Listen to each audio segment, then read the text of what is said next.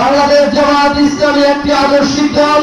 বাংলাদেশ জামায়াত ইসলামীতে রয়েছে ইসলাম প্রিয়, দেশ প্রিয়, যারা দেশের স্বাধীন সার্বভৌমত্ব রক্ষাতে সর্বদা সব সময় ঐক্যবদ্ধ ভূমিকা পালন করেছে।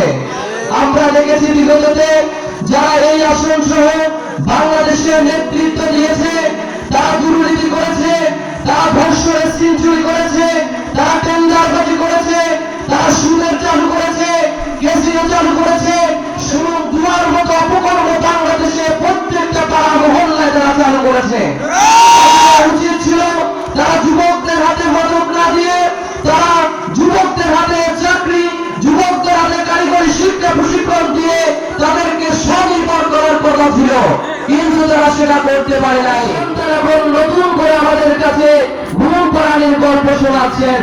আমরা ছোট বাচ্চা নেই, আমাদের ঘুম পাড়ানির গল্প শুনে সাতবারের আপনি যে মানুষের সঙ্গে মানুষের অধিকারকে হরণ করেছেন, মা বোনের অধিকার হরণ করেছেন, যুবকদের অধিকার হরণ করেছেন, প্রতিবন্ধীদের অধিকার হরণ করেছেন, আমাদের কৃষক শ্রমিকের অধিকার হরণ করেছেন, নতুন করে গল্প শোনাই আমাদেরকে ঘুম পাড়াতে পারবেন না। কারণ আমরা ঘুম পাড়ানি শিশু নই, আমরা বুঝতে শিখেছি।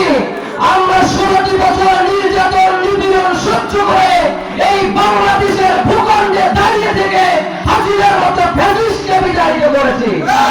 আগামী নির্বাচনে আমরা যেন এই আসন থেকে বিপুল ভোটে আমাদের এই আসনের সম্মানিত এমপি পদপ্রার্থী অ্যাডভোকেট ফিরোজা লাবলু ভাইকে দাঁড়িপাল্লা মার্কায় ভোট দিয়ে বিজয় অর্জন করতে পারি। পারবো ইনশাআল্লাহ।